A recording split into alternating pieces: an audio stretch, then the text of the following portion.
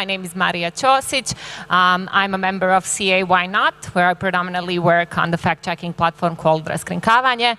With us here today are Daryna Zarzhytska, Director of Sebto Media from Ukraine, and Kerim Hodžić, Social Media Manager from Balkan Investigative Report and Network in Bosnia and Herzegovina. We're going to be talking about the influence that YouTube and podcasts have on informing and changing people's minds on various topics. We have 30 minutes for our discussion. We'll try to keep it short and to finish in time. Here at Point Conference, we always make sure we leave enough time for audience questions. However, since we are short on time, I already talked to our panelists. They would be more than happy to answer all your questions afterwards, so feel free to approach us and ask anything you want if we don't get enough time here.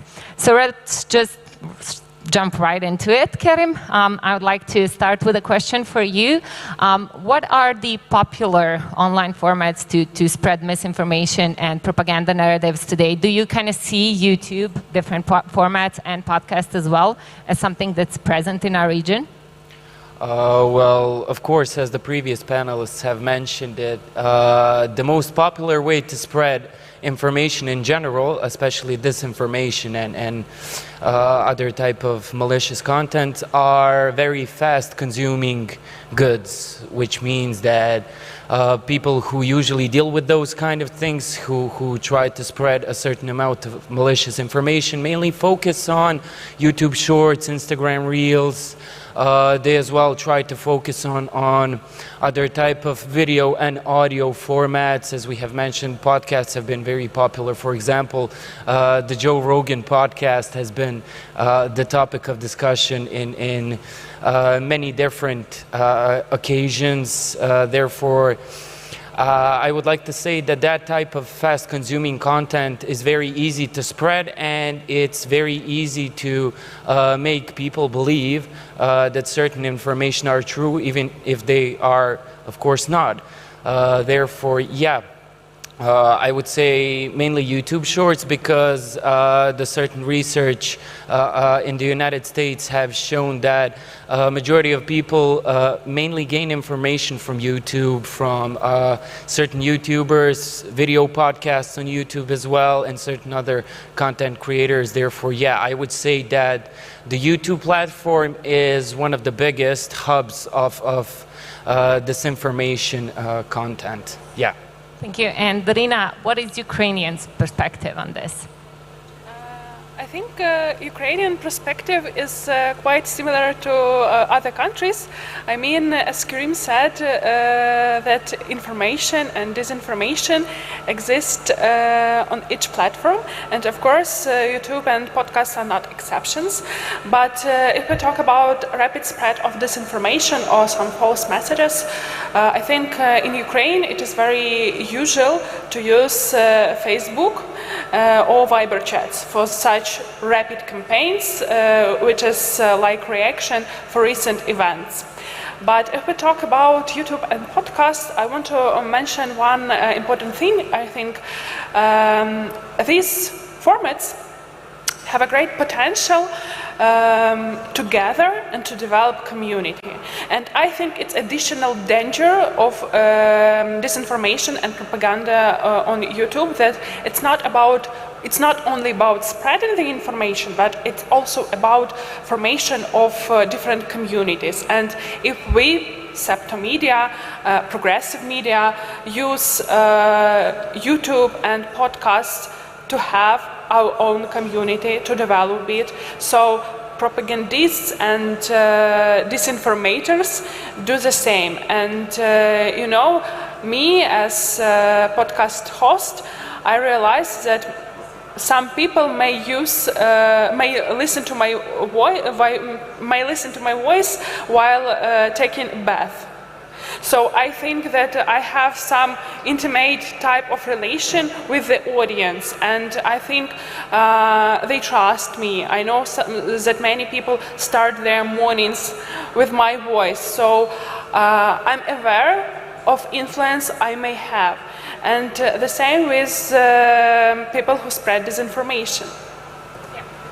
So it has been also very popular here for quite a long time. There's one very prominent example of the YouTube channel and the podcast Balkan Info, where there's virtually every episode contains some sort of misinformation. Some of them are very funny, like Elon Musk being from Republika Srpska, but at the heights of COVID-19 pandemic, they virtually gave platform to everyone and anyone who talk about all of the conspiracy theories and disinformation about the topic, which was rather dangerous. You work a lot in social media. What would you say make that type of content so interesting and appealing for the audience? Why is it so attractive and gains a lot of friction? Well, as a social media manager, I have noticed that, especially while working with such sensitive topics as I do in BIRN.ba, that people really have a sense of community when you talk to them in a certain very person-to-person like language.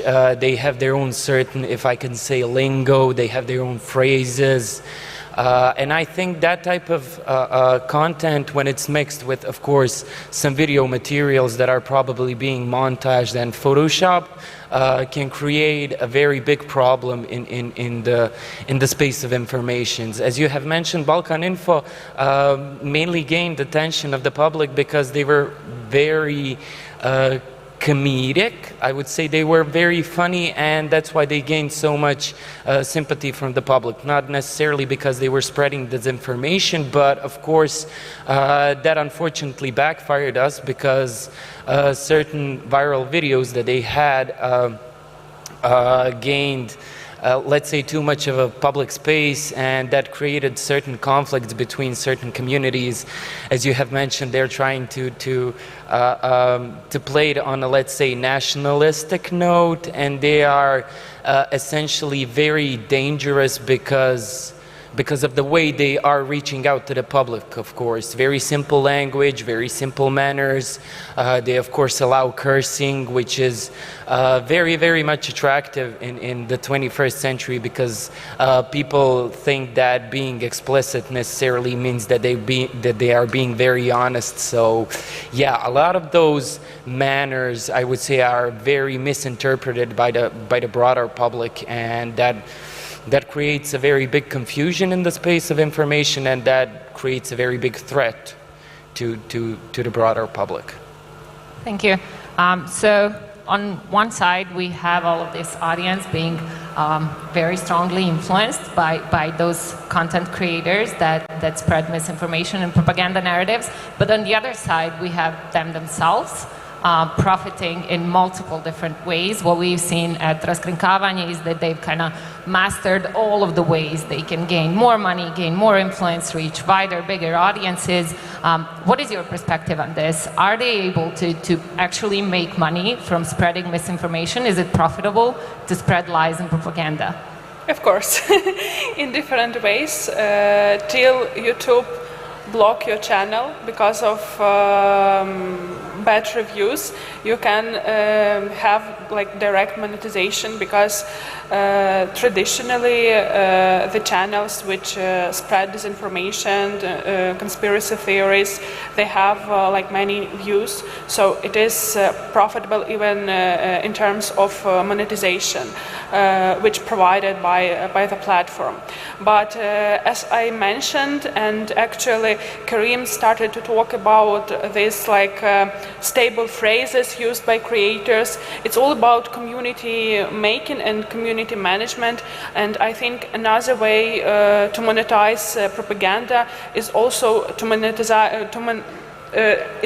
is the monetization of community. And you know, it's like a big irony because for many progressive media it is also a way to earn money to monetize your community, and like people who spread propaganda do the same. And you know, preparing for this discussion, I decided to check the main conspiracy theorist of Ukraine.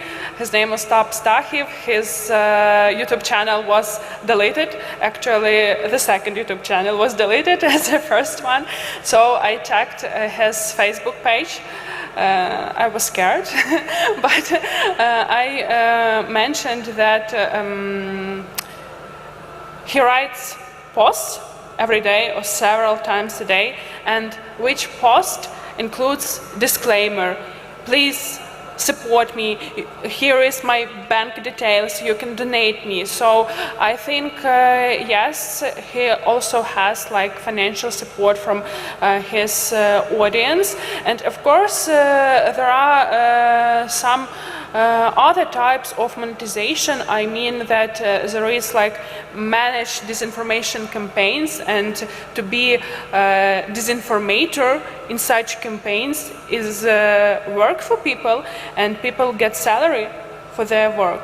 So yes, it's profitable, and also I would like to mention not only financial aspect but self-realization. For many people who now spread disinformation, they had like steps to do something else in their lives, and they were not successful. And then they started to spread disinformation, and now they are leaders of their communities. And has this in any ways kind of escalated since the start of the full-scale invasion? Do you see more of the content creators like this profiting off of those propaganda and disinformation narratives? Of course, yes. I think very high time for them was during the pandemic, of course. Then they spread disinformation about vaccination and nature of this disease. Now they also speculate about different political issues, I mean domestic political issues. For example, Ostap Stakhiev, man I mentioned before, now he has the trend of talking about utilities and taxes.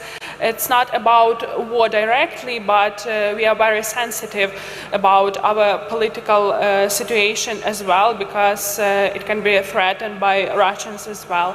So there are also many fake experts who talk about war, who talk about situation on the front line. They do not have any expertise. They were caught on fakes, but at the same time people listen to them. And I, for example, I have personal experience. I try to explain my granny that Oleg Zhdanov, it's expert she likes, that he is fake expert. And I said, Granny, he's fake expert, he spread lies. And she said, well, what are you talking about? He's very wise man. He say wise things. So yes, vulnerable time is a very good time for disinformation, for propaganda, for conspiracy theories, because in vulnerable times there is no simple questions for simple responses for complex questions, and propaganda gives you simple responses for your complex questions. So it is very popular now. Yeah, so as you said, they were very popular during the COVID-19 pandemic, and then they hopped right onto the train of the full-scale invasion. And it seems to be a trend overall that those propagandists and people who spread disinformation and conspiracy theories are just there. They're not going anywhere. They might change the platforms they use, they might change the topics they talk about, but they're not going anywhere. And I think pretty much anyone attending this conference is in one way or another working on kind of counter all of these negative trends, working on helping people be more resilient, building stronger societies that can resist those negative trends. So what would you recommend as the best ways to kind of go in the opposite direction, to push back?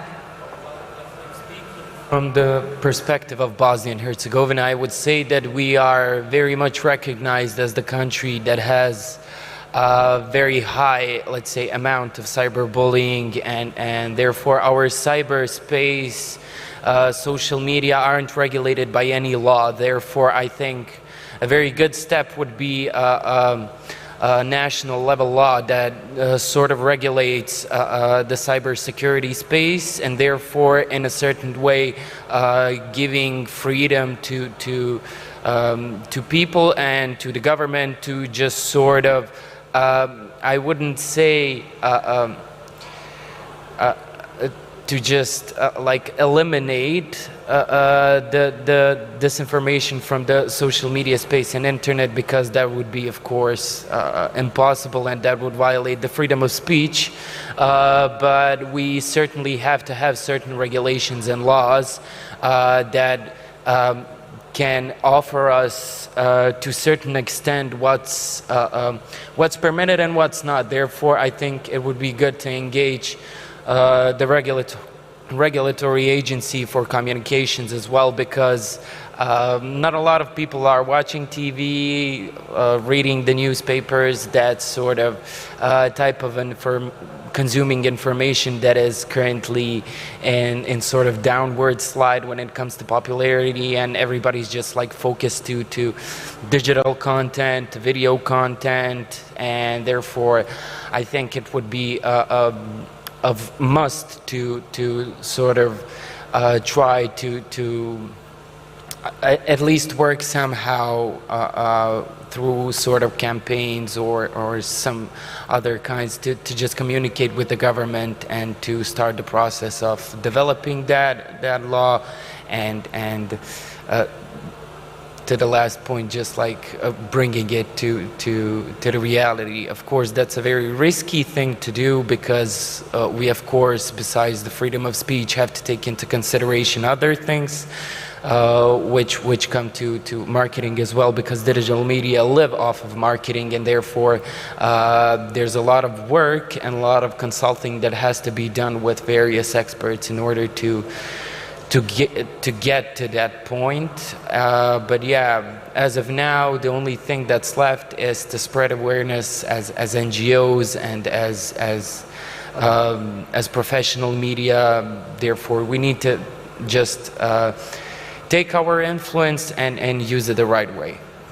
When it comes to using it the right way, speaking from your experience, how can we make our content that raises awareness against this, can we make it more attractive, more appealing to the average audience? Well, any content that is in some way raising awareness isn't very much popular these days, because a lot of different trends are in the social media space, because people are mainly now shifting towards the entertainment sphere of the social media. But the thing that we could do is that we should reach out to people on a less professional level, as like we need to reach out to them as a person-to-person manner rather than a certain professional aware media level, because that's the only way that people can, let's say, we can be compassionate with them. Like, we need to have certain elements of that human side of us, and that's what media usually miss out, because there's a lot of let's say a lot of trendy photo plus video type of content that is like they're exploiting everything and anything for clicks, which is the thing that we need to focus on first, and then try to change the general image of the population of what media is supposed to be and what our purpose is. Thank you. And Daryna, to wrap up this, beware of the clock and tell us more about what worked for you, because you already do a lot regarding development of critical thinking of communities. You also host podcasts, so please share your good experiences so maybe we can all learn a bit from it and also recommend what you think. Thank you for your question. Actually, Sebto Media and me personally, we are not about rapid response. We, as Kerim mentioned, we are about raising awareness and how to be more successful in this raising awareness. Previously, we acted like traditional NGO. We provided civic education, public events about human rights, about inclusion, and something like that. And when pandemic was started, we just realized that we are not relevant to new circumstances, and we need to transform our activity. And since autumn 2022, we act like Sebto Media. And currently our main format is podcasts. And how we act, we do not spread the idea of critical thinking, or we are not talking about how to be more like responsible in using information or social medias. We select like accurate problems, and then we decide what we can do with them. And for example, for us it was very interesting to work with the problem of quick loans, quick earnings, because it's a big problem for Ukraine, for young Ukrainians. Many people are dependent on microloans, and then we started to think what we can do, and just talk about this like it's not correct to take these microloans. It's a bad way. So we decided that we should focus on financial literacy, and now we produce a podcast, Financial Therapy. For the last months, it's the most popular show in Ukraine, podcast show, I mean, in Ukraine. It's a reality show. There is a young man, Artem Mustafichuk.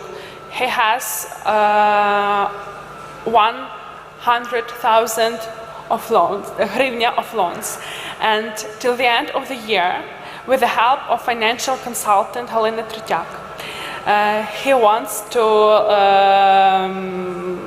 solve this problem. We don't know will he manage it, because it's a reality show, and during the first recording it was a very intimate situation when he was talking about money, his behavior with money, his attitude to money, and then it was the second recording, and he came, and the first thing he said, it was, okay, I have plus 10,000 to loan. And everybody in the studio was like, what? Man, are you kidding? But now he has progress, and audience can follow his story. Audience has an interest. Will he manage or not? And audience also can try to implement on their own experience the advices Halina gave to Artem. So it's our way to do something with this problem of microloans, and the idea of many young people that quick earning is possible. It's not possible. So we do not tell that it's impossible, but we can teach young people to be like more aware about their finance. Thank you. Being such a young media outlet and becoming like the most popular podcast in Ukraine in such a short time is really remarkable. And I think we're quite on time. I don't think we should take any audience questions. As I said at the beginning, feel free to approach any of the panelists and myself if you have any questions, so we don't push back on the agenda anymore. Thank you all for joining us on this session. I hope it was useful for all of you. I hope we all learned something new and enjoyed the rest of the Point program.